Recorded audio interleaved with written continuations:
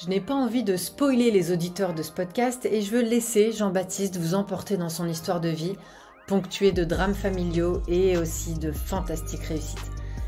J'en connais, des gens qui se sont battus pour réussir, qui se sont battus pour faire un travail qu'ils aiment, qui se sont fait tout seuls, comme on dit. Mais là, vous verrez, c'est du haut niveau. On va parler de déchirement familial et aussi de la construction d'une carrière politique avec un réel engagement émotionnel. Ouh là là, un politicien dans des dramas. Alors attention, c'est pas n'importe lequel, c'est un écolo, évidemment. Encore un épisode où j'ai pas pu retenir mes larmes en découvrant certains aspects de la vie de JB pendant l'enregistrement. Oui, parce que maintenant, du coup, on est intime. Désolé, mais je l'appelle JB. C'est donc Jean-Baptiste Peugeon qui m'a rejoint derrière les micros de Dédrama. Moi, je suis né à Clermont-Ferrand, en Auvergne. Mes deux parents ont jamais été ensemble. Mon père m'a reconnu, je suis né le 17 octobre 1989, et mon père m'a reconnu en avril 90. Donc j'ai été déjà plongé dans une situation de parents qui n'ont jamais été ensemble, donc si tu veux, jamais vu de différence. Mais ce jamais été ensemble a vite été qui s'occupe de moi, comment, et en fait l'ouverture d'un conflit familial qui n'aura eu de cesse jusque mon adolescence, on va dire. On vit en fait comme une majorité d'enfants, donc dans un couple séparé, divorcé, mais qui a décidé de faire de l'affrontement de leur vie avec toi qui vis un peu au milieu de ça, des guerres, un peu de tribunaux, des échanges entre avocats, les assistantes sociales qui se succèdent, beaucoup de tensions, parfois de violence, de complications, aller chez le juge pour enfants, se livrer petit, très tôt à savoir quel est le bon parent, etc., avec qui aller. Moi, Chacun refaisait pas sa vie ? Alors si, très rapidement, quand j'ai 4 ans, ma mère rencontre un homme qui sera mon beau-père, que je vais garder toujours et qui est encore vivant aujourd'hui. Et mon père va rencontrer ma belle-mère avec qui j'étais très proche et qui m'a beaucoup élevé. Parce qu'en fait, dès tout petit, ma mère a beaucoup de problèmes psychiatriques et donc je suis placé avec mon père, ce qui est assez rare en fait, pour l'époque des années 90, confier un enfant à son père intégralement, puisqu'en fait, c'est... D'abord dans une institution où je vais voir ma mère un week-end sur deux ou un week-end par mois et accompagné d'assistantes sociales, de tout ça. Donc déjà baigné dans cet univers où quelque chose ne va pas trop. Tu peux pas créer de lien avec elle Voilà, c'est ça, un peu étrangement, même si on était très proches. Et puis à 10 ans, il y a une petite bascule où ça commence à être les vacances, où je passe chez elle la moitié des vacances. Avant ça, pas trop. Et donc on a... rapport, 10 ans, c'est un moment important parce que moi j'avais déjà un grand demi-frère avec qui j'ai été très proche toute ma vie, je parlerai après, et un petit demi-frère. Donc le grand demi-frère, il est du côté de ma mère et le petit demi-frère du côté de mon père, qu'il est avec donc ma belle-mère quand j'ai 9 ans.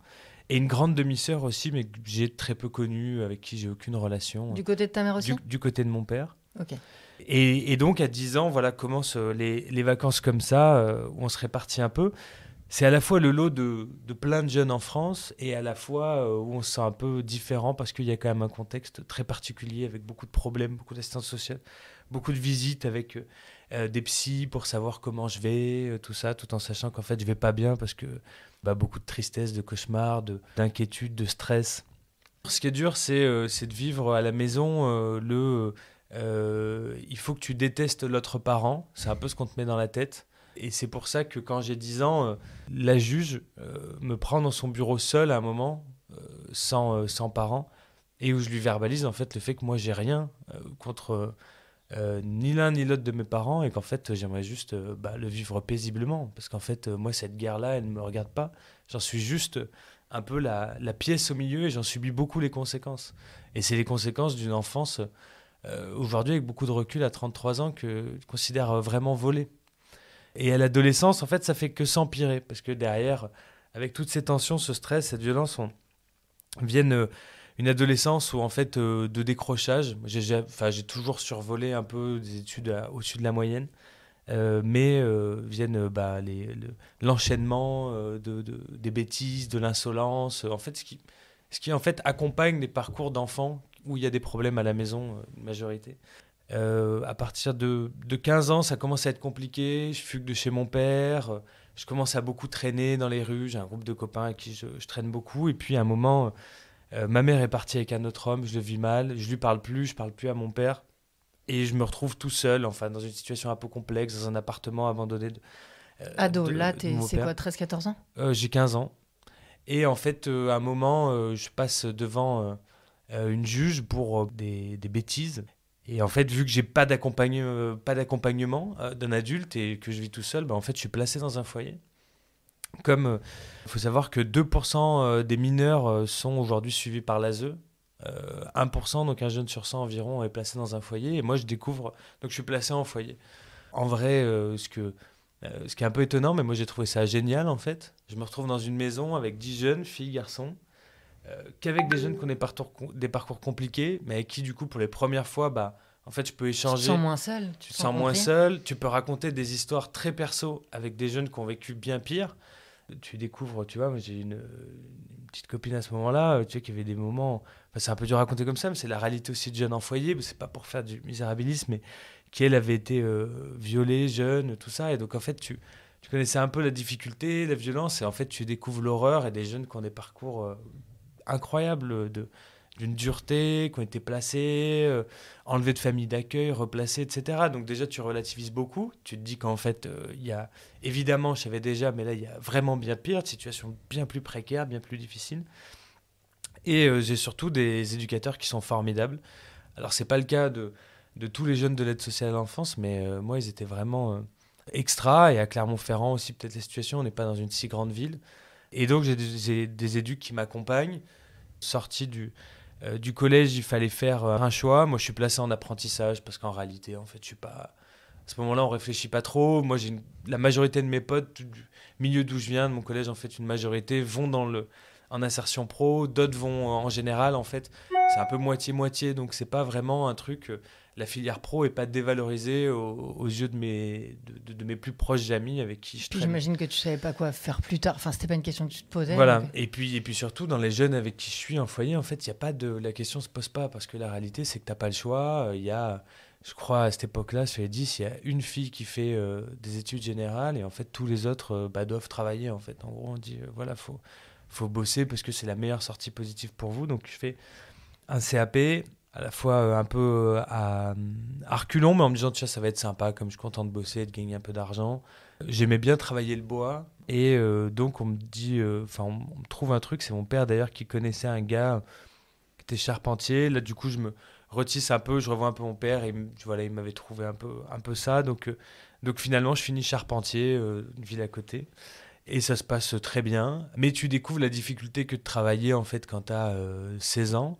Et donc avec des gars qui en fait boivent, tu vois, je avec des gars qui buvaient une bouteille de blanc le matin, une bouteille l'après-midi, une bouteille de rosé à midi, où tu montes sur des toits, tu as 16 ans, on te dit tu marches pas sur des œufs, accélère un peu, ou on met pas de protection, enfin l'entreprise c'est vraiment n'importe quoi, on met pas de protection de toit, on n'est jamais harnaché, on apprend. Enfin un truc un peu vraiment à la dure, et je me dis tiens c'est normal, à la fois c'est sympa, à la fois je trouve que c'est vraiment dur et pénible. Et à la fois, je me dis que c'est quand même aussi un peu dangereux.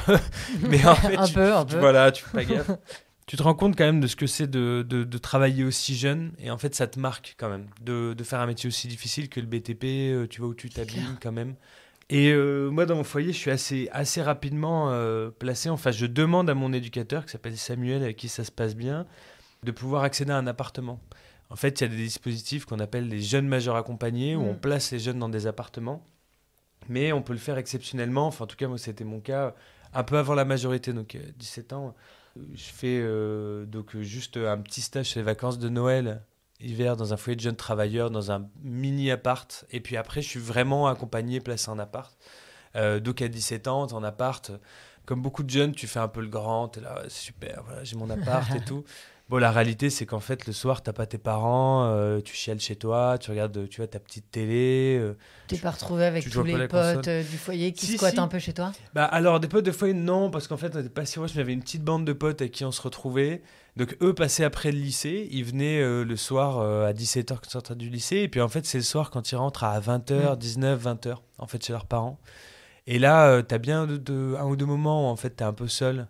Et moi qui ai toujours aimé la vie en communauté ou finalement le foyer avec d'autres jeunes et tout, j'ai trouvé ça assez sympa. En fait, tu fais un peu le dur, t'es content d'avoir un appart. La réalité, c'est qu'en fait, le soir, C'est clair. t'as un peu le ventre serré, t'es un peu pas bien. J'avais mon grand frère qui passait à cette époque-là et qui en était très proche et qui est venu dormir 1 ou 2 fois dans mon appart, voilà, où on se voyait pas mal. Et puis ça correspond aussi à un moment un peu difficile de ma vie, puisque j'ai ma mère qui tombe malade d'un cancer des poumons. Alors je la crois pas trop parce qu'en fait on se revoit et en fait je la crois pas parce que ouais, des habitudes parfois où on savait pas trop Oui, c'est un si sujet c'était sur vrai lequel ou elle pas aurait vrai. pu Voilà. éventuellement mentir. Et en fait je la revois 6 mois plus tard et elle est en fait sous cortisone et machin et ça va pas. Le 17 octobre 2007, j'ai mes 18 ans. En novembre, peut-être, je vais la voir. Fin novembre, je vais la voir à l'hôpital. Et en fait, elle est alitée. Et en fait, elle est déjà placée dans un hôpital où, bah, en fait, t'es sous cortisone complètement gonflée. Je l'avais vu qu'une fois juste avant. Je l'ai revue qu'une fois juste avant. Et j'y vais, je la vois très malade, quoi. Même si elle me dit ça va aller et tout machin. Et là, en fait, tu prends la foudre de toute cette émotion, de machin de petit, de t'être dit, voilà, tiens, machin, elle va pas bien, mais ça va aller. Et je suis avec mon grand frère et il y a une médecin qui dit, je peux vous voir rapidement. Et qui nous prend dans une pièce et je lui dis, je me souviens, c'est moi qui parle le premier, je lui dis, bon alors, elle sort quand? Comment ça va aller? Et en fait, elle me dit, ah mais vous avez pas compris, en fait, elle sort pas, il lui reste 2 semaines à vivre. Et donc là, tu te dis, bah, déjà, on t'a volé un peu, tu vois, ton enfance, on t'a un peu volé ton adolescence, c'était compliqué, tu parlais plus à ta mère parce que ça allait pas, et en fait, à 18 ans, on te dit que dans 2 semaines, tu vas la perdre. Donc tu te dis, tiens, ça a déjà été dur, là, en fait, on vient de me mettre un truc en plus. Et puis tu te rends compte de trucs tout bêtes. Je l'ai jamais pris dans mes bras parce qu'en fait, tu vois, fallait pas. J'ai jamais dit je t'aime parce qu'en fait, fallait pas. Et en fait, tu vois, donc, je la revois pas à ce moment-là. Je vais la revoir quelques jours plus tard parce que pas trop la force, faut que je me remette et tout. 1 semaine plus tard, elle est déjà paralysée, elle parle plus. Et elle part quelques jours plus tard. Ça, c'est le 10 décembre 2007 parce que c'est le jour d'anniversaire de mon petit frère. Je crois que j'oublie de lui fêter à ce moment-là. J'ai 18 ans depuis 2 mois. Et je viens de perdre ma mère, et alors que tu vois, j'ai déjà perdu pas mal de trucs. T'as réussi à lui parler avant qu'elle parte? À lui dire des choses ou Ouais, je pense, je me souviens plus exactement, parce qu'en fait, tu vois, c'est pareil. Là, je te dis que c'est le 10 décembre, parce que il y a 1 an et demi, en fait, j'ai regardé la date, parce que sinon, je me souvenais plus, tu vois, on lui a même pas fait de plaque ou quoi que ce soit. Tu vois, son enterrement était un peu bref, dans un caveau familial d'une partie de la famille que moi j'ai jamais connue et tout machin. Donc je me souvenais même plus de la date, tu vois, donc je me souviens même plus de vraiment ce que je lui ai dit ce jour-là. T'oublies un peu. Mais tu te dis qu'il faut rebondir et qu'il faut avancer, en fait, tu vois, c'est un peu l'histoire de la vie, et tu ton vois. père, t'as l'impression qu'il a été là ou à ce moment-là ou qu'il... Non, parce que c'était compliqué, parce que ma belle-mère, à ce moment-là, a eu un cancer des seins en même temps. Que moi, j'ai pas été très adroit et qu'en fait, j'ai toujours été, tu vois, tendu entre ces deux parties de moi, tu vois, ces deux familles qui se sont en fait jamais entendues et tu vois, toujours en division, toujours en guerre l'une contre l'autre. Donc, tu sais à la fois pas trop comment te placer, tu sais à la fois pas trop comment réagir, tu sais pas trop comment gérer tes émotions, tu sais pas trop à qui tu dois t'adresser. Donc, non, pas mal seul, mais du coup, avec mon grand frère, on s'occupe de déménager ses affaires, on replonge dans plein de papiers d'une mère en fait qu'on voyait plus depuis 2 ans, 2 ans et demi. Mon grand frère a une vie très très difficile et en fait on se fait un déménagement tous les deux, on replonge dans des papiers que nous on n'a jamais vus, des histoires. Donc lui il me cache plein de trucs, il me dit faut pas que tu vois ça, faut pas que tu saches ça. Donc on déménage un appartement tout en foutra. Donc en plus tu dois prendre la charge mentale de déménager des meubles, des trucs. Bon voilà, Il n'y avait plus voilà. le beau-père Le beau-père était parti parce qu'en fait, elle avant était la partie maladie. avec un autre homme à un moment Ah oui. et tout machin. Donc lui était parti, on est resté après en montagne, mais il était parti pendant cette période-là. Donc on se retrouve vraiment tous les deux à faire ça, quoi. Vraiment tous les deux à devoir gérer ça, tu vois, comme si t'as déjà pas assez géré de problème. Mais heureusement, mon grand frère est là, on se serre les coudes. On bosse un peu en charpente tous les deux à ce moment-là. Lui, il a Ah, fait lui des aussi. études supérieures. Il a fait des études supérieures, mais il a besoin de bosser, donc il fait charpente. En parallèle, il passe un diplôme d'accompagnateur en montagne, donc il vient de finir. Et puis donc on se tape cette charge-là, on est très proches. Moi je travaille en charpente, je vais vivre un peu à ce moment-là, je quitte donc le logement où j'étais accompagné par un éduc. Je pars un peu chez les compagnons du Tour de France quand je suis encore suivi à Limoges, puis en fait ça se passe très mal. Je rentre, je finis une année de compagnonnage à Clermont-Ferrand à côté. Et puis après, je vais travailler au Mont d'Or, là, chez un gars super qui nous a accueillis à ce moment-là. C'est mon frère qui me le présente, qui s'appelle Alain Odiger. Moi, je vais le voir, il me dit, bah, tu vas bosser avec moi. Je lui dis, ouais, mais moi, je suis de Clermont, t'habites au Mont d'Or. Il me dit, bah, tu vas dormir chez moi dans mon salon, je te fais un lit, je te fais un truc. Il m'a trouvé un appart, enfin, c'était incroyable. Donc, il m'a un peu sorti la tête de l'eau, ces histoires. Donc, c'est vraiment lui qui me fait un peu raccrocher, où t'évites Les conneries, tu vois, tu sors même un peu des conneries. Je passe un diplôme d'accompagnateur en montagne à 18 ans en parallèle de ça. Je l'ai du premier coup. À 20 ans, je suis diplômé, je travaille en charpente. Et je me dis, je vais essayer quand même d'upgrader un peu petit à petit, monter les marches, prendre un peu l'ascenseur social et essayer de faire monter ça. Je fais ce qui m'a toujours fait rêver, c'est voyager, me payer les premiers billets d'avion seul. Je pars pas mal à l'étranger, je commence à faire pas mal de pays. Je pars en Asie du Sud-Est tout seul, je pars en Amérique du Sud pendant 6 mois en 2012. Et puis Donc, j'enchaîne. du coup, tu arrêtais ton job pendant 6 mois et Voilà. tu revenais, tu rebossais pour le C'est même ça. employeur ou un autre? Ouais, c'est ça. Alors j'avoue que c'était un peu chaotique, hein, parce que tu vois, tu te dis, tu fais pas trop de conneries, tu machin et tout. En vrai, tu vois, et pendant 3 mois ça marche, puis en fait tu replonges un peu dans 2-3 trucs, puis tu machin, puis tu te redresses, puis en fait tu vas voir des potes, puis tu fais la fête, puis t'arrêtes, puis bon voilà, tout ça est quand même un gros gourbi où tu mélanges un peu faut que je m'en sorte, faut pas que je sois trop triste, faut que j'avance, c'est dur, machin, tout ça et tout, c'est quand même, t'as plus de repères, tu vois, mais voilà, clac clac, tu t'essayes de te bâtir, tu vois, voilà. Et avec un grand frère, heureusement, très présent, des gens très présents, des amis très présents.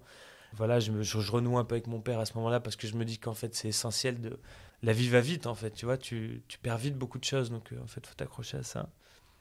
Et accompagnateur en montagne, en 2013, quand je suis rentré d'Amérique du Sud, je me dis, il faut qu'on fasse un truc avec mon frère. Il y a ma belle-sœur, donc sa compagne, qui a adhéré à Europe Écologie Les Verts. Et elle dit, tiens, les gars, faudrait que voilà, engagez-vous, ça pourrait être sympa. Et donc on dit, allez, feu la politique. On adhère à ça, on fait la campagne des municipales en 2014. Moi, je découvre un univers incroyable. Et encore un espace où il y a une petite fenêtre pour monter et pour prendre encore l'ascenseur social. Et moi, mon rêve depuis déjà quand même l'adolescence, c'était de faire des études. J'ai toujours eu l'envie d'apprendre et tout, de faire des études, mais j'avais pas trop le choix. Comme je suis un peu plus calme, et mon frère m'y encourage beaucoup, je reprends des études en parallèle de ça. Et je me dis, tiens, il y a plein de gens intelligents et tout, de tout ça. Et quand j'étais petit, je marchais avec mon papa, tu vois, mon rêve, c'était de mettre un costume un jour, tous les jours, dans ma vie. Dingue. C'est un truc tout bête, mais... Tu t'es dit, les costumes, c'est la classe, je veux ça. Voilà. Tous les jours. Et la cravate. Voilà. Quand j'étais petit, je me disais, les gens importants, ils ont des costumes. Et là, je me disais, plus tard, il faudrait que je mette un costume, il faudrait que je sois quelqu'un d'important. Pour moi, être quelqu'un d'important, c'est être comptable, tenir le guichet à la banque. Un job comme ça, quoi. Je pensais même pas à médecin, avocat, politicien, tout ça c'est le métaverse, moi, ça dans mon te paraissait inatteignable et pas envisageable une seconde. Ça n'existe pas. Mais je me dis, là, je mets un pied dans la politique et je vois quand même qu'il y a 2-3 personnes qui sont informaticiens ou machin. En politique, t'as quand même des gens qui... Enfin, t'as pas des gens qui sont dans le bâtiment ou tout ça. Hein. C'est quand même... T'as une reproduction de classe en politique avec des gens qui ont des métiers où ils gagnent déjà confortablement leur vie. Hein. C'est ça, la réalité de la politique. Donc je me dis, ça c'est une première insertion et puis je vais essayer de reprendre des études. Et c'est comme ça que je fais une validation d'acquis d'expérience via l'accompagnateur en montagne et via un peu de guidage que je faisais, de guidage touristique, pour essayer de devenir guide conférencier, passer une licence d'histoire, histoire de l'art. Et c'est ce que j'arrive à faire, 2 ans d'un truc où tu montes des dossiers, t'écris des mémoires, tu machin et tout. Galère, mais accroché, déterminé, j'y arrive. Je passe licence d'histoire. Ça se passe bien, je l'ai, mention bien et tout, voilà, évidemment, mon frère est hyper fier. Ton père papa aussi aussi, ouais, bien sûr, mon père, ma belle-mère, mon petit frère qui je suis proche. Tu devais halluciner que tout seul, que tu fasses ton chemin comme ça et te voir du foyer jusqu'à... ouais, c'est ça, tu te bâtis. Alors, les gens les plus... En fait, c'est bête à dire, mais dans les gens les plus fiers, évidemment mon frère, mais en fait, dans les gens les plus fiers, c'est tes potes. Les potes avec qui t'as grandi, qui t'as passé ton adolescence, avec qui t'as fait des conneries, qui ont pas, tu vois, des parcours très lisses, qui ont des parcours de vie très durs. Et en fait, avec qui tu passes en fait ta vie. C'est eux qui te connaissent le mieux. C'est eux qui te connaissent le mieux. En fait, moi, je suis parti très vite. Je suis parti à 15 ans. Et ceux avec qui je passais ma vie, c'était eux. Et donc, c'est cette fierté-là qu'aujourd'hui, je vois encore, parce que je les vois toujours. Des potes que j'ai depuis CM1, CM2, 6e. Et que je vois toujours. Qui ont toujours un groupe très proche. Donc, c'est eux qui te renvoient beaucoup de cet amour, en fait, et de cette fierté. Donc, déjà, c'est hyper chouette. Donc, tu le fais beaucoup pour toi, mais tu sens que tu t'émancipes. Puis de ça, je continue, je fais un master histoire contemporaine, première année. Entre tout ça, j'ai rencontré quelqu'un, une fille avec qui, d'ailleurs, on s'est mariés en 2018. Elle m'encourage aussi et je me dis, tiens, je vais tenter le tout pour le tout. Elle était ukrainienne, elle était arrivée, est de l'Ukraine, conditions pas possibles, de la démerde grave pour arriver en France. Donc je me dis, en fait, tac, je me mets avec quelqu'un qui en fait a connu la galère Qui a pire que connu, moi. le même modèle que toi. Voilà, donc du coup, en fait, on va s'arracher. Elle voulait aller à Paris. Moi, je disais, moi, j'étais l'Auvergnat qui, en fait, disait non, mais Paris, les Parisiens, jamais de la vie, mais je veux pas entendre parler. Et on commence à me mettre dans la tête, bah, tiens, tu devrais tenter les grandes écoles. Moi, je me dis, les grandes écoles, je suis déjà à l'université, en fait. Déjà, c'est fou. Déjà, c'est dingue. Calmez-vous. Calmez-vous. Et on me dit, non, tu devrais tenter les grandes écoles. J'ai notamment des potes, un pote qui est une thèse en sciences politiques à Clermont, et qui me dit, non, mais tente des trucs, tente les IEP de Sciences Po, machin et tout. J'ai dit, bon, bah allez, je tente Lyon, Strasbourg, je tente Rennes. Et j'envoie même à la Sorbonne à Paris. En me disant, Sorbonne à Paris, pour moi, c'est comme l'ENA, hein, moi, dans ma tête, à cette époque-là. Et en fait, je suis pris quasiment partout. C'est un truc de dingue. C'est dingue. C'est un truc de dingue. Je vais à Rennes, je passe l'entretien. Le gars, le prof, qui est un très grand politiste, et qui me dit, en fait, on a besoin de vilains petits canards comme vous, parce qu'en fait, ça apporte quelque chose dans la promotion, et ça apporte de la diversité, et ça... En fait, vous avez un parcours incroyable. Il dit, en fait... Et je pense que c'est pour ça aussi que je t'ai pris. Et mieux que tout, je suis pris à la Sorbonne à Paris. Donc, quand je vois ça... Moi, je me dis, c'est tapis rouge, je vais au Festival de Cannes. Je me souviens le dire à mes amis. Je me marie en même temps, parce que je partais à la septembre 2018. Je me marie le 11 août. À mes amis, je dis ça à ma famille, mais ils me disent, mais c'est n'importe quoi. Le gars, il va, tu vois, tu veux devenir acteur, t'es parti du fin fond du Mexique et tu vas à Hollywood, tu vois, tu fais ton premier film. C'est vraiment ça. Il me dit, putain, la Sorbonne et tout, incroyable. Bon, je monte à Paris. Bon, au final, je me rends compte qu'en fait, la Sorbonne, pour les Parisiens, c'est un peu l'université de base. Mais pour moi, c'était dingue. En plus, je rencontre, enfin, la Sorbonne, c'est encore l'université, donc je rencontre quelques personnes qui viennent de milieux sociaux un peu normaux. Je rencontre une nana qui a fait l'ENS, que j'ai une très bonne copine. Mais comment tu vis? Tu peux pas travailler et te faire des salaires en même temps que l'école? Alors en fait, là, je gardais le guidage un peu, parce que du coup, j'étais guide conférencier. Je travaillais beaucoup à l'étranger. J'exerçais dans une dizaine de pays différents. Et où j'allais pour faire des voyages à droite à gauche, où je faisais des conférences, des machins. Et qui te vendait en tant que conférencier? Qui s'occupait de te placer? Ah, mais moi-même, et je bossais avec plusieurs agences. J'ai bossé avec Terre d'Aventure, j'ai fait du Cuoni, j'ai fait des Leclerc Voyage. Okay. Après, je peux te faire une séquence sur mes pires voyages et mes pires anecdotes des voyages. Ça va être dans le Dédramalouse. Voilà, là, exactement. Et donc, j'ai un peu ma vie comme ça pour compléter. J'avais mis un peu d'argent de côté. Et en plus, comble incroyable, c'est qu'on n'avait pas d'appart à Paris. Ça, c'est des trucs... Quand tu as connu tellement de galères, je pense que tu as des chances dans la vie de gens que tu rencontres. J'ai une cliente l'été 2018 sur un tour du Mont Blanc. Je lui dis, j'ai pas d'appart. Et elle me dit... Ah bah moi justement j'en ai à Paris, là il y a personne que je vais louer, et je dis mais j'ai jamais les moyens de me payer 40 mètres carrés dans le 11e arrondissement. Et il me dit je sais pas, combien tu es prêt à me payer quoi. Non. Et je lui donne un prix en lui disant écoute c'est ça mais je sais que c'est trop bas. Elle dit non mais écoute ça me va, deal. Et du coup ce dont tout le monde rêve, Royal, qui n'arrive à personne, voie royale machin et tout, voilà, donc c'était incroyable. Mon frangin hyper fier, très triste que de plus être proche de lui, parce que mon grand frère, j'en parle encore parce que vraiment on a une relation extrêmement proche. Savoir que quand je bossais en Auvergne, au moment où je pars, en fait, on s'appelle tous les jours avec mon grand frère. On s'appelle tous les jours pour se raconter nos journées de travail, pour pester sur les clips, parce qu'il fait le même travail en fait, pour moi, accompagnateur en montagne. C'est lui qui me met le pied à l'étrier dans une asso professionnelle d'activité de plein air qui s'appelle Auvergne Attitude. Donc quand je pars, c'est un peu le déchirement. Il a deux petits, les neveux. Il me dit toujours, faut que tu les vois plus, faut que tu machins plus et tout. Donc il y a quand même ce côté-là. Et donc en fait, en 2018, donc, je fais ce diplôme à Sorbonne. Je me dis, tiens, tant qu'à toucher les étoiles, je vais tenter une école doctorale. Je fais un mémoire de recherche. Bon, là, je m'effondre. Finalement, on me dit, bon c'est bien, mais tu vois, voilà, pas le niveau pour devenir docteur. Donc au final, je me dis, bon, c'est peut-être mieux. Et en parallèle, il y a un gars qui s'appelle David Béliard qui va devenir tête de liste au municipal à Paris et qui en 2019 me propose un café et me dit écoute, en ce moment il y a la primaire pour choisir entre lui et Julien Bayou qui va être tête de liste. Moi j'ai déjà bossé, ce que j'ai pas raconté, c'est qu'en parallèle du guidage, depuis 2013 j'ai été candidat au départemental en 2015, coordinateur de campagne en 2015 sur les régionales. Donc cette émancipation entre études, guidage, bosser en politique, en fait, petit à petit, elle arrive et je prends des jobs, en fait, qui sont des jobs un peu de CSP+, et de diplômés, donc petit à petit, ça monte. 2017, j'étais candidat aux législatives et directeur de campagne sur une législative où on était en accord avec les socialistes, donc législative où un écolo pouvait gagner. Et donc, il vient me voir, il me propose un café à l'hôtel de ville, donc je vais le voir à l'hôtel de ville, il est président du groupe des élus écolos. Et il me dit, ça te dit de faire ma primaire? Il me fait tout le topo, il me raconte son histoire, je suis touché parce que, voilà. Donc on se retrouve vachement là-dessus, on devient très proche, il gagne la primaire et il me dit deviens responsable programmatique sur la campagne. Donc moi je n'étais pas à Paris depuis longtemps, depuis 1 an, et je deviens responsable programmatique sur quand même la municipale des écolos à Paris, donc quand même gros truc. À la suite de cela, il me dit faut que tu bosses, tu vois, dans les équipes. Et je me suis rapproché d'un élu qui s'appelle Florentin Le Tissier, qui va devenir adjoint à l'économie sociale et solidaire, l'économie circulaire et le zéro déchet, et qui me propose d'être son directeur de cabinet. Donc là, tu vois le truc, c'est dingue. Le charpentier qui devient directeur de cabinet. Et à aucun moment tu te dis oulala, ça se trouve j'ai pas les épaules.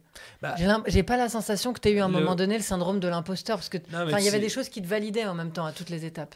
Non mais en fait le syndrome de l'imposteur et le conflit de légitimité, tu l'as tous les jours en vrai. Moi en politique, à mes premières réunions à Paris, en fait, tu parles avec des gens qui, en fait, sont des héritiers, qui, machin, la majorité des gens politiques, en fait, viennent de ça, donc ont beaucoup plus les codes, qui parlent mieux, qui écrivent mieux, qui, machin, qui ont lu plein de livres quand, toi, en fait, tu joues aux jeux vidéo avec tes potes, donc, en fait, quoi, oui, mais la force de travail, culturel, l'action et ce que tu vas faire, c'est pas pareil. C'est ça, je pense qu'en fait, quand même, une capacité où j'ai quand même essayé de beaucoup bosser, de beaucoup lire, de beaucoup rattraper mon retard, de lire les fondamentaux de l'écologie, de beaucoup bosser ça et tout. Donc, intellectuellement. Et t'avais pas peur quand ce mec te propose si, j'ai hésité et je me suis dit, en vrai, pourquoi pas moi, tu vois. En fait, j'ai quand même toujours eu ce truc de, en fait, nous aussi, on doit prendre notre place. Il faut arrêter de s'excuser, ouais. Il faut arrêter de s'excuser. Et puis, il y a ce truc de, pour les gens avec qui j'ai grandi, pour les gens avec qui j'étais en foyer, pour tous ces gens que j'ai rencontrés, pour tous ces jeunes qui, eux, ont pas aussi bien fini, ont des métiers de galériens, ou sont allés en prison, ou ont eu, tu vois, des parcours de vie extrêmement difficiles, d'autres sont allés à la rue, etc. En fait, je veux aussi montrer cet exemple-là. Et après, plus tard, à cette époque-là, d'ailleurs, j'ai toujours gardé un contact Facebook avec un de mes éducs, parce que j'ai fait des groupes, en fait, avec des foyers pendant très longtemps, ou dans des centres d'éducation fermés, des centres d'éducation renforcés. Et donc, parler avec des éducs et qui me disaient, en fait, ton parcours, il faut, tu vois, en gros, continue. Et en même temps, faut venir le raconter, tu vois, à ces jeunes-là, pour dire, en fait, ça sera peut-être 1 sur 10 000, mais en fait, il y a quand même un espace. Oui, tout n'est pas perdu. Tout n'est pas perdu. Donc moi je dis souvent l'ascenseur social c'est l'arbre qui cache la forêt, tu vois, de l'impossibilité d'y arriver, mais quand même on peut demain faire une société plus égalitaire où on aura plus nos places. Donc c'est ça aussi que je me dis c'est pour ça qu'il faut prendre en fait ces places et on m'encourage à le faire. David Béliard notamment le fait, l'élu qui m'a fait confiance et qui m'a proposé ce poste aussi, et donc finalement il me manquait des trucs, mais en même temps je me suis dit force de travail, je vais y arriver. Donc j'y arrive. Et puis je continue de m'insérer en politique et arrivent les élections régionales en 2021 et je suis candidat et je suis élu. Donc je deviens conseiller régional. Je suis les transports, sujet que je maîtrise pas à 100%. Moi je me dis pareil, je vais bosser, je vais prendre ma place. Et tac, je deviens administrateur Île-de-France Mobilité, gros truc. Et là arrive un moment un peu dur, c'est qu'en 2021 on est dans une séquence très importante politiquement. Parce que arrive la primaire des écologistes. Je m'engage dans la primaire, donc séparer les différents candidats. Et un jour, j'ai mon frère, je me souviens, il rentre des Dolomites. Je crois que c'était le 3 octobre 2021. Il rentre des Dolomites, on planifie avec mon grand frère nos vacances. Et en fait, le lendemain, je suis passé chez mon ex, donc, avec qui je suis toujours marié. Et en fait, je reçois un coup de téléphone du gars qui était président de l'assaut Auvergne-Attitude, où on vendait des activités de plein air à 21h, et je ne l'ai pas eu depuis pas mal d'années, donc je me demande ce qui se passe. Et en fait, j'ai un flash dans ma tête. Et avant de décrocher, en fait, je me dis, mon frère est décédé, tu vois. Et du coup, je le rappelle, et je lui dis, qu'est-ce qu'il y a, Laurent ? C'est quoi le sujet ? Et il me dit, ton frère vient de faire un arrêt cardiaque. Il est décédé en allant courir et s'entraîner pour son marathon. Il était rentré 48 heures avant d'un tour dans les Dolomites. Il était quasiment pas reposé parce qu'il était tout le temps à fond. Lui aussi, il voulait battre la vie, toujours monter et tout. Parce que le projet, c'était quand même de continuer de réussir, de monter ensemble, de vieillir ensemble et tout. Et puis un jour, de se regarder et de dire, tu vois, on l'a fait. Ouais, on l'a fait, quoi. On l'a fait. Lui, il avait déjà vraiment, vraiment bien réussi. 2 beaux enfants, une belle maison, un beau job, il gagnait bien sa vie. Il venait d'être formateur national sur les métiers de la montagne et tout. C'était un gars brillantissime. Et à 45 ans, il prend un arrêt cardiaque, tu vois, en allant s'entraîner. Donc c'est de toutes les galères que j'ai eues, le pire moment de ma vie. C'est celui-là. Clairement. t'as un peu plus de 30 ans, on t'a déjà pas mal volé la moitié de ta vie, on t'a déjà volé ta mère, on te vole ton frère, t'as déjà pas beaucoup de famille. T'as envie de dire laissez-moi tranquille. Est-ce que Ouais, je peux avancer sans qu'on me ouais, c'est balance des ça, drames à travers la figure? c'est ça. C'est un peu fini en fait, tu vois. Émotionnellement, en fait, tu te dis c'est un peu fini. Tu vois, donc je sais au fond de moi que j'ai continué, mais en fait, lui de plus l'avoir, tu vois, c'est vraiment dur à ce moment-là. Et puis en fait, faut faire face. J'appelle Magali, sa compagne, qui est très proche. C'est toi qui lui apprends? Non, non, non, elle le sait parce qu'en fait, elle est sur place. C'est elle qui a prévenu en fait les amis, qui en fait, elle l'a su parce que à 16 h il n'est pas allé chercher sa petite fille, puis donc au collège, puis son petit. Donc en fait, il se dit qu'il y a un problème, c'est l'école qui l'appelle. Elle appelle les copains accompagnateurs en disant il allait se balader. Elle se doute qu'en fait, il y a un sujet. En faisant des recherches, ils l'ont trouvé à 21 h autour d'un chemin. Et en fait, apparemment, arrêt cardiaque fulgurant. Et tac, il était seul, donc personne n'a pu tu vois, le réanimer à ce moment-là. Et donc, je l'appelle elle. Je suis évidemment effondré, en pleurs et tout. Enfin, tu vois, je te passe. Là, je me retiens parce qu'évidemment, les émotions Non, sont mais hyper c'est- fortes. Et j'appelle Mag et je lui dis c'est pas possible, machin et tout. Qu'est-ce que c'est que cette histoire? Et elle me dit écoute. En fait, Jean-Bas, tu viens, là j'ai besoin de toi. En fait, ce que tu vas faire, tu vas arrêter de pleurer parce qu'en fait, là, les enfants, les machins et tout. Et elle dit, en fait, tu vas venir et en fait, il va falloir que tu gères. Puis elle dit, moi, je vais pas pouvoir le faire, donc en fait, tu vas gérer. Moi, je vais m'occuper des enfants et elle dit, si t'es pas capable, tu viens pas, mais en fait, si tu viens, faut gérer là. Quel âge les enfants à ce moment-là? 11 et 4. Ok. Ouais. Ouais. Donc là, bah, là, tu prends une grosse balle, hein. Donc, du coup, je prends la voiture et à ma compagne qui je suis là, je lui dis, écoute, voilà, si tu peux, lâche tout, en fait, faut qu'on parte maintenant. Donc j'ai des gens de la famille qui me disent, non, mais pars demain et tout, machin. Je dis, bah non, en fait, je pars pas demain, tu vois, en fait, je pars tout de suite. Donc je prends une voiture en pleine nuit, tac. Je laisse ma compagne chez un pote. Je monte, fais les habitats en montagne, au pied du Puy de Dôme. Et puis bah là, en fait, faut voir le moment où bah, je vois Magali qui m'ouvre à 7 h du matin, on prend un thé, je t'explique même pas la discussion. Et en fait, truc peut-être le moment le plus dur, tu vois, émotionnellement, un moment comme ça, c'est le petit qui se lève, Roméo, qui en est très proche, qui vient dans mes bras et qui me dit, tonton, tu sais que ton frère est mort? Et là, en fait, là, c'est... ouais, là, c'est dur. Désolée. Là, c'est dur. C'est celle qui est en face, qui a rien vécu de tout ça, qui se met à chouiner. Ouais. Et donc, du coup, c'est une semaine terrible avec les enfants où, en fait, il faut faire... Donc Magali, hyper forte, elle, très droite, les enfants pleurent pas, machin et tout. Wow. La petite aussi un impact, le petit comprend un peu plus. Moi, je suis effondré, donc en fait, toutes les demi-heures, faut que je me mette à l'écart. Parce Tu que, en t'isoles. fait, je m'isole tout en me disant qu'il faut gérer. Donc en fait, c'est les pompes funèbres que tu vas gérer, c'est les papiers, c'est les trucs. C'est les trucs que tu vois en fait, de quelqu'un qui n'a pas prévu de mourir aussi jeune, donc toutes les galères qui ne sont pas prévues. Et organiser ses funérailles, tout ça, tu vois, en une semaine où tout en fait est chamboulé avec à la fois plein de gens qui t'écrivent, plein de gens tu vois, qui sont là, revoir tous les copains en fait que t'as pas vus, l'accompagnateur en montagne, tous les potes de la montagne, tous les gens qui t'a fait Oui, t'étais partie les depuis mille quelque temps. expériences, c'est parti depuis un moment.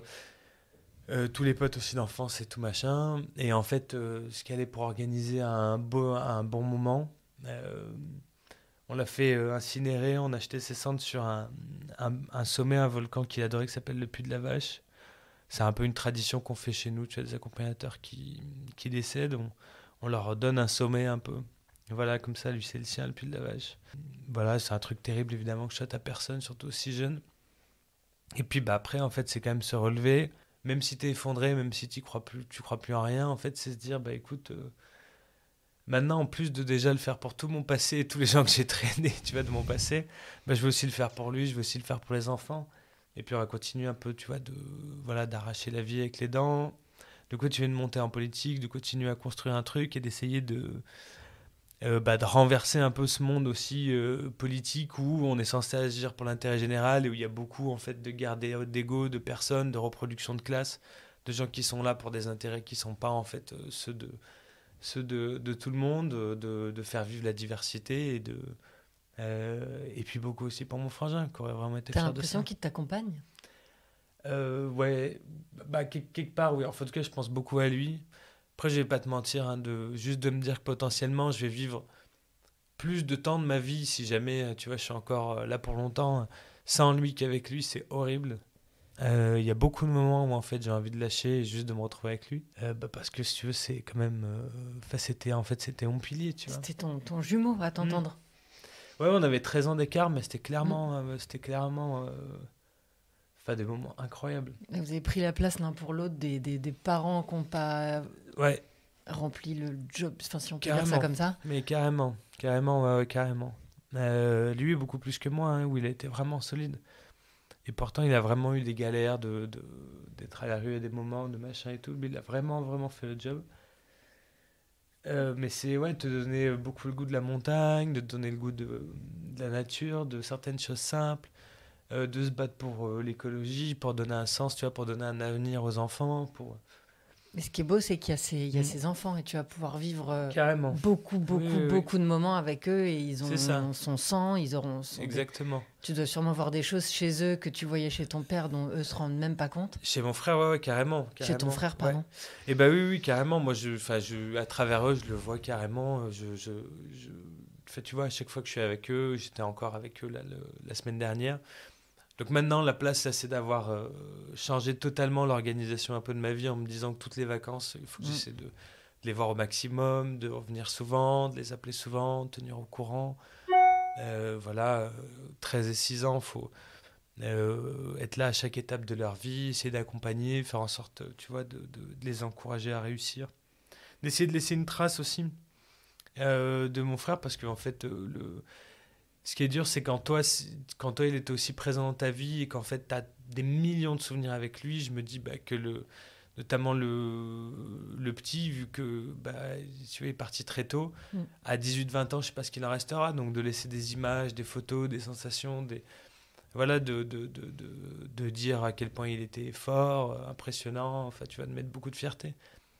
Surtout que pour le coup, enfin, souvent on vend l'image d'Épinal, des gens qu'on a connus comme des gens incroyables. Pour le coup, lui, c'était vraiment incroyable. Je le C'est sûrement pas pas. parce qu'il est plus là, c'est vrai. Non, je le sûrement pas. C'était vraiment un mec incroyable. Et vu le monde qui était là aussi, et qu'on aurait aimé être là quand on a fait sa dispersion descente au Puy de la Vache, tu vois, qu'on a marché tous ensemble et tout, tu vois, tous ces gens de la montagne, des gens qui sont venus loin, des très grands guides en montagne, des accompagnateurs, des gens tu vois, des formateurs de Chamonix et tout qui étaient là, qui ont fait la route, des gens du coin, des fermes, des machins et tout. Enfin, c'est hyper touchant de voir autant de diversité, autant de gens qui viennent le célébrer. Moi, j'aurais aimé il y a 3000 personnes, on était une centaine, parce que Magali, elle voulait faire un truc beaucoup plus petit. Moi, j'aurais aimé qu'il y ait un portage au flambeau pendant une semaine. Pour que ce soit à la hauteur. Voilà, c'est ça, à la hauteur de ce grand frère qui était un monument pour moi. Mais voilà, donc c'est un peu ça, un bout d'un parcours de vie qui est celui de plein d'autres gens, mais où je pense quand même, en toute humilité, que ça ressemble pas non plus tout à fait à tout le monde. C'est clair. Et où il y a le côté d'avoir quand même vécu autant de galères. Donc à la fois, j'ai l'impression que chaque marche d'ascension sociale qui m'amène du foyer à aujourd'hui conseiller régional, là, à avoir candidaté au sénatorial, avoir fini deuxième sur une élection interne, donc certainement sur la liste des sénatoriales qui auront lieu en septembre, à participer encore à la vie politique pour encore quelques années. Ce parcours-là, si tu veux, il est tellement fou, mais j'ai l'impression qu'à chaque fois que je continue de monter, je prends une balle, donc je me méfie maintenant. Est-ce que je vais pas arrêter de monter Voilà, ou il y a autre c'est ça, chose qui m'attend? C'est sûr que je me méfie. Je trouve ça profondément injuste, évidemment. Et en même temps, je sais que ça arrive à plein de gens, donc je relativise. Et puis je me prépare aussi au futur deuil, parce qu'il y en aura d'autres. Tu prépares mieux les choses. Tu prépares mieux les galères, parce que ça t'apprend, je pense... et ce qu'il faudrait aujourd'hui, parfois peut-être plus dans nos représentants, c'est des gens qui savent qu'en fait, en un claquement de doigts, tu dois être capable de gérer ou de tout abandonner. Moi, demain, si je dois tout abandonner, de la politique, parfois un peu de strass, de paillettes et de dorures pour redevenir charpentier en montagne, en vrai, je le ferai et ça me va très bien, tu vois. Et peut-être que cette vie-là, c'est aussi la bonne et celle que je reprendrai un jour parce qu'au final, elle est chouette aussi à plein d'égards. Donc des fois, on est déconnecté, tu vois, de plein de réalités et je trouve que c'est ces moments de vie qui nous ramènent un peu à, à ce concret, quoi. J'allais te demander si de travailler comme un dingue, c'est pas aussi parfois une manière de pas penser à des trucs pas cool. Enfin, dans mon entourage, je vois parfois, j'ai vu des gens qui ont connu je ne sais combien de décès et de travailler encore le lendemain, de travailler comme des dingues. Et je me pose la question de savoir si est-ce que c'est pas directement corrélé. Si, complètement. D'ailleurs, un passage que j'ai omis, mais, c'est que en octobre, donc mon frère décède début octobre, je suis rentré en me disant je vais souffler, je vais mettre de côté la politique. Après les semaines et demie de choc, où il a fallu tout gérer, etc. Et quand je suis rentré à Paris, en fait, je me suis dit, très honnêtement, j'ai des pensées extrêmement sombres là. En fait, je sais pas gérer en fait ce genre de moment. Et donc du coup, j'avais pensé un peu avant à travailler sur la présidentielle. Et j'ai pris mon téléphone, j'ai appelé Mounir Satouri, qui allait être le directeur de campagne de Yannick Jadot, où la campagne s'était mise en place. Et je lui ai dit, écoute Mounir, si tu as un job, en fait, je prends. Et en fait, même plus que ça, je pense que j'en ai besoin. Et donc, c'est pour ça que il m'a dit, bah, écoute, je vais... enfin voilà, en plus je te fais confiance, machin et tout, tu vas devenir mon conseiller. Donc je suis devenu conseiller du directeur de campagne à l'élection présidentielle. Donc j'ai fait j'avais oublié ce détail, mais qui est quand même un sacré sujet. Comme si ton frère t'avait offert le plus gros job que tu as eu. C'est clairement le plus gros job que j'ai eu, conseiller du directeur de campagne, candidat écologiste à la présidentielle, ouais, c'était un énorme truc. Et pendant 6 mois, j'ai mis la tête dans le guidon et j'ai bossé comme un fou, un peu moins. Donc parce que t'arrêtes jamais la présidentielle, hein. C'est 7 jours sur 7, c'est du matin tôt, le soir tard. Mais au moins, c'était une façon de pas penser au reste. Et tout en ayant mon frère partout, ce fantôme qui est partout, où j'ai sa voix encore qui résonne à chaque fois que j'en parle, où j'ai ses images partout. Partout, partout. Tu vois, j'ai des photos de lui chez moi, tu vois, Enfin, je m'écoute des émissions de radio, tu vois, qu'il a fait, ou des passages qu'il a fait, juste pour l'entendre, parce que, évidemment, j'ai besoin. Mais oui, il m'a accompagné pendant ce moment-là. Et j'ai essayé d'être quand même pro, d'être concentré sur ce boulot et de bien faire les choses. En plus, on a fait une très belle campagne. Évidemment, tout le monde a vu que le score n'était pas à la hauteur de nos attentes. Mais dans tous les cas, c'est un peu venir de rien, quelque part, même si évidemment il y a bien pire. De monter et de venir, tu vois, travailler à la direction d'une campagne présidentielle, quoi. C'est une folie. C'est une folie. Tu vois. T'es fier de toi, t'es hyper fier de toi. Ouais, il y a un côté, je suis fier de moi, et un côté, en fait, de me dire, faut pas perdre d'horizon, en fait, ce qui doit vraiment compter quand on s'engage. Tu vois, c'est au final pour qui on le fait, pourquoi on le fait, et le combat qui reste à abattre. Tu vois, aujourd'hui, à la fois je suis fier de moi, mais à la fois je suis pas fier de ce qu'on fait de la politique et du trou béant qu'il y a entre les représentants politiques et les attentes aujourd'hui des citoyens.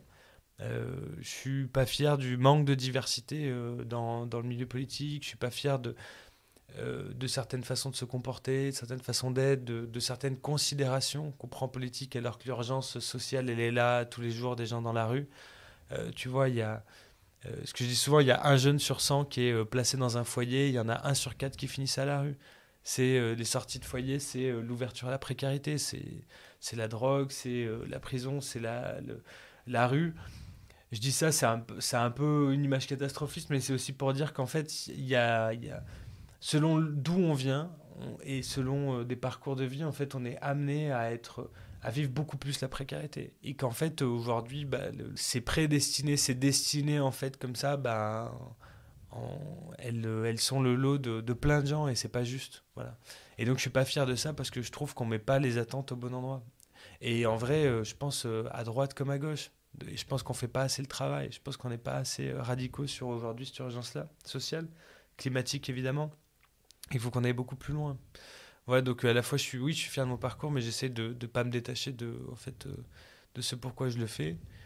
Et puis le jour où j'en aurai marre, bah, en un claquement de doigts, de pouvoir me retourner et dire, bah, en fait, aller au suivant, parce que la tâche est immense et il faut pas s'attacher comme une moule à son rocher pour aller de mandat en mandat jusqu'à la fin de ses jours, quoi. Faut savoir aussi laisser de la place. Du coup, tu parles de combat, et donc ton combat, tes objectifs, ils évoluent, j'imagine, parce que plus tu te renseignes, plus tu vois ce qui se passe en politique, plus tu en apprends, parce que je vois que tu travailles comme un dingue, donc tu te documentes chaque minute.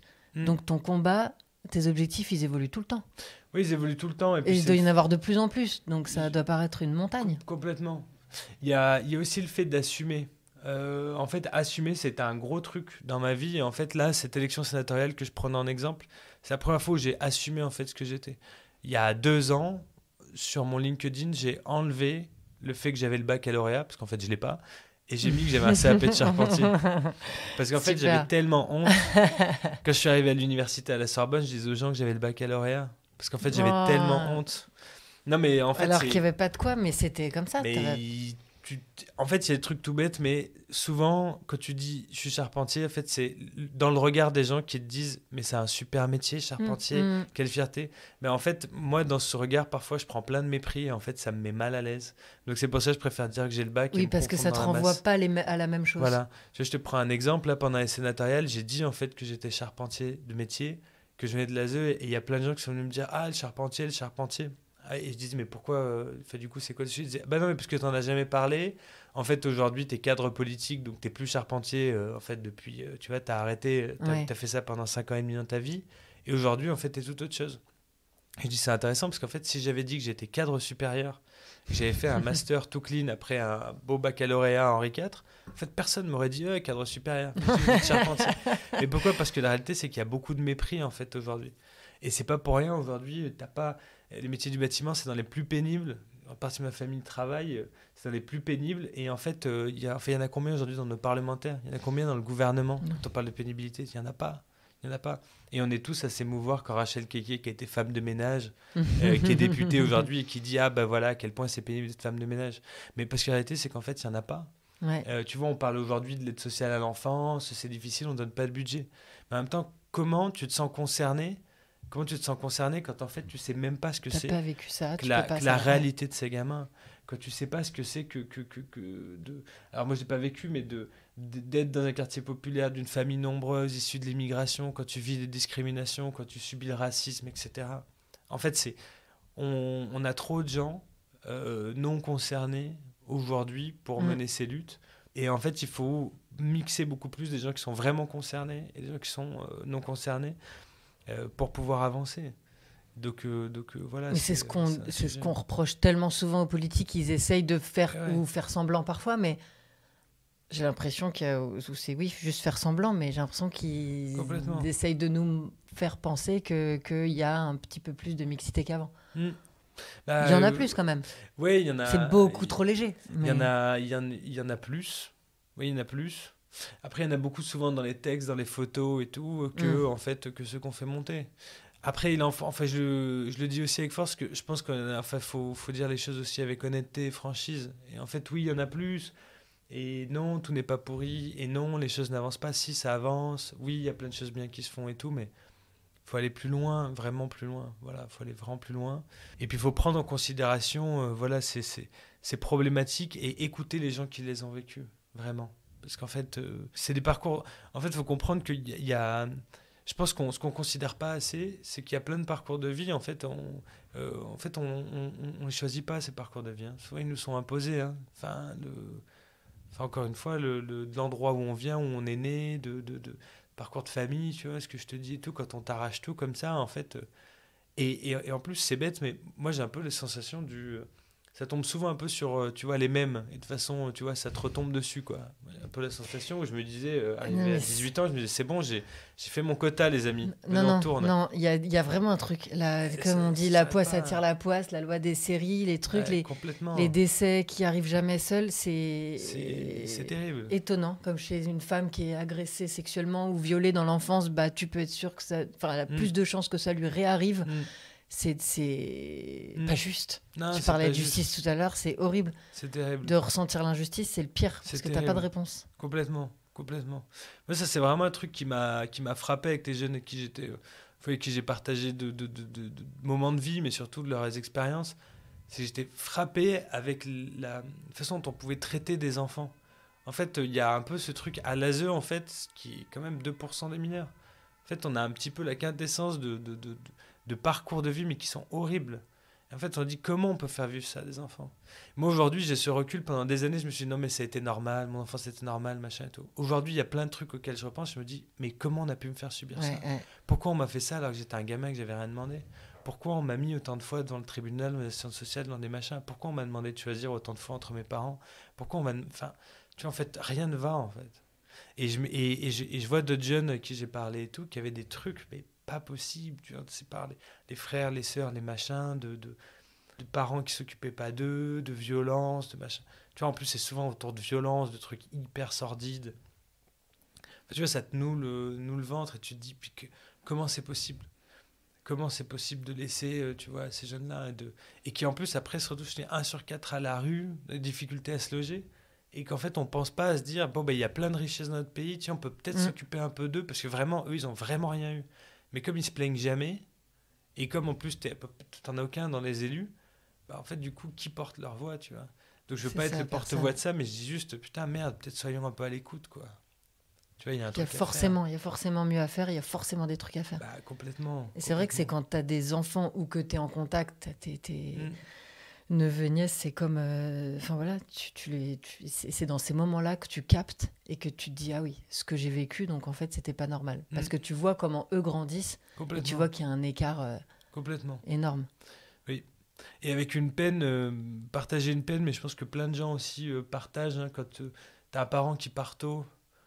Tu vois, moi j'ai considéré que j'étais trop jeune pour perdre ma mère, mais quand je vois aujourd'hui les enfants, de me dire déjà nous on a eu plein de galères et de dire eux ils vont grandir sans père, tu vois, c'est un truc. En fait, c'est un déchirement de me dire punaise, en fait on traîne, parce que je te passe, mais dans mes ancêtres, c'est aussi tous, ils ont tous. J'ai toujours eu des histoires comme. J'ai l'impression que ça fait 4 générations qu'on est placé en foyer, si tu veux. Donc en fait, je me dis, il y a quand même un sujet. Donc normalement, il y a un truc à un moment, tu sors du cycle quand même. Donc je sais pas, on avait dû accrocher un corbeau sur une porte un soir de pleine lune, mais je sais pas, il s'est passé un truc. Mais je me dis, eux aujourd'hui, en fait, où de belles maisons, machin, mon frère était content de leur offrir des trucs, mange bio, vit en pleine nature, ils font des activités et tout. Et en fait, tu vois, hop, ils perdent leur père hyper jeune, quoi. C'est dur, hein, donc tu vois, je vais être là et tout, mais je me dis, tiens, c'est encore... Enfin, tu vois, quand est-ce que ça va s'arrêter? Donc... j'espère que ça va vraiment s'arrêter à la génération d'après. Et je peux pas te cacher que du coup, moi, ça participe beaucoup au fait que j'ai pas envie d'avoir d'enfants, tu vois, quand même. Ça se comprend.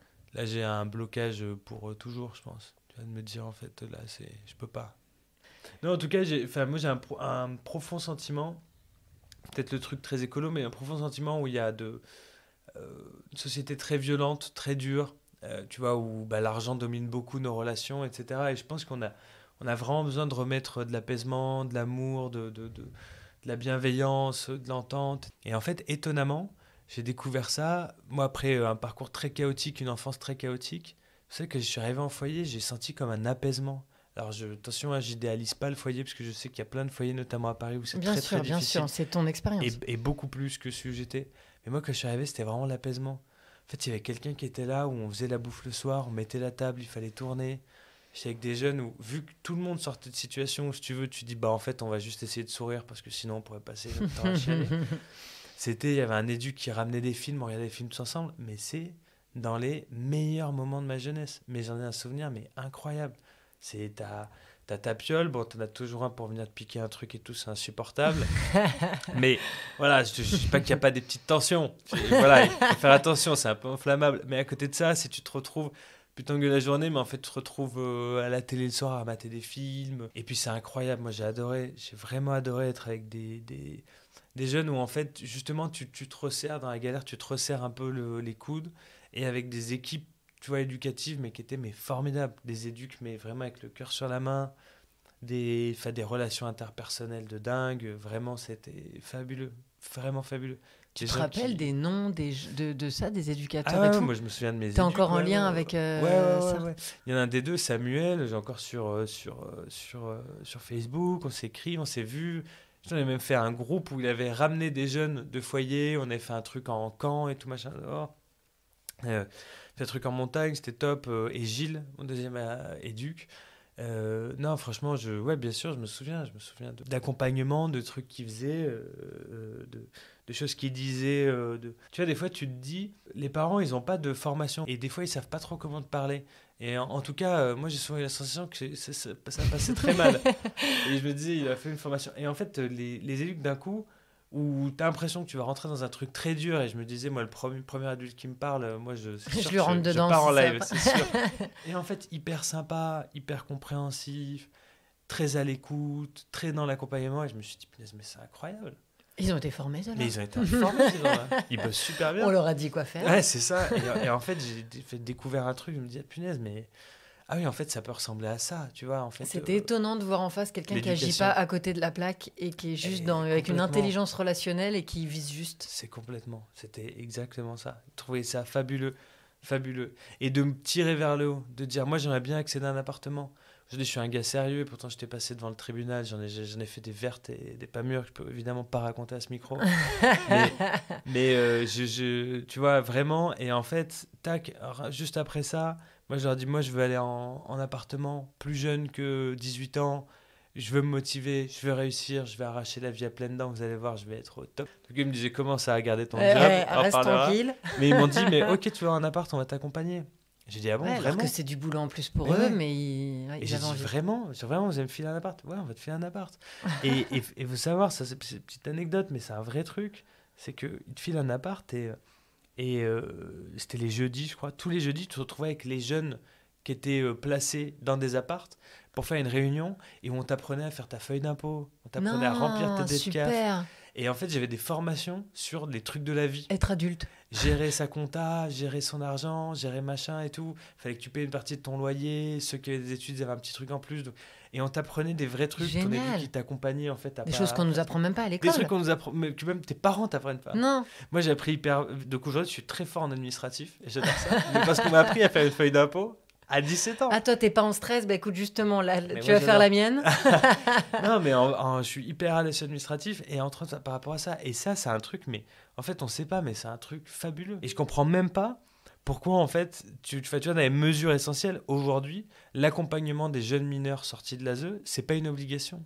Et en fait, moi, je veux qu'on le rende obligatoire jusqu'à 25 ans, parce qu'en fait, le 18-25 ans, c'est là où t'es le plus fragile, et où la moindre tentation t'amène dans le trou noir, où en fait, voilà.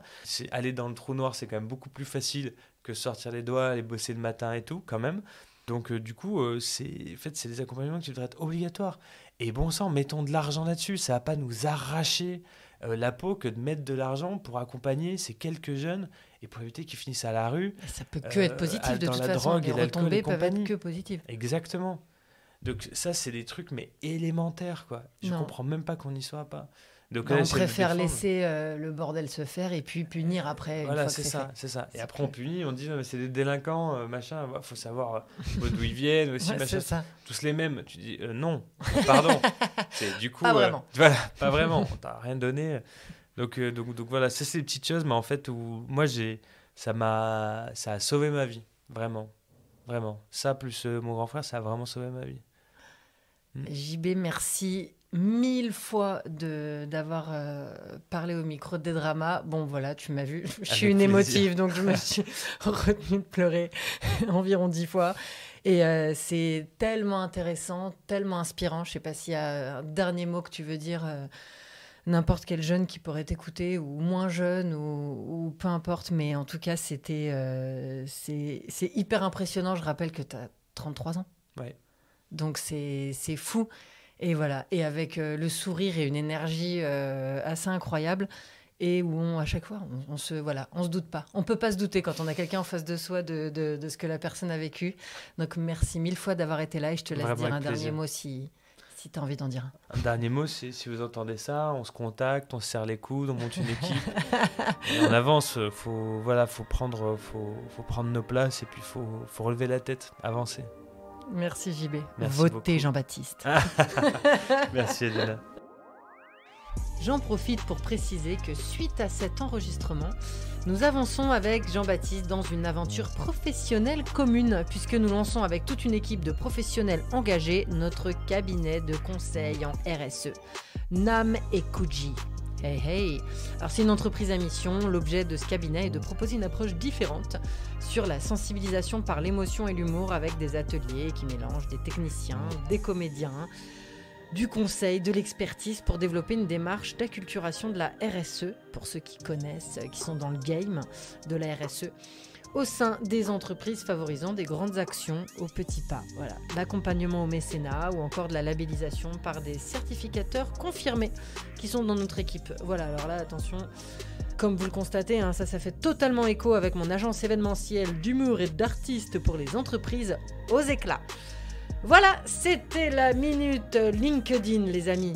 C'était Edwina Girard et j'ai vraiment hâte de vous présenter Jérémy Benkemoun dans le prochain épisode de Des Dramas. À très vite.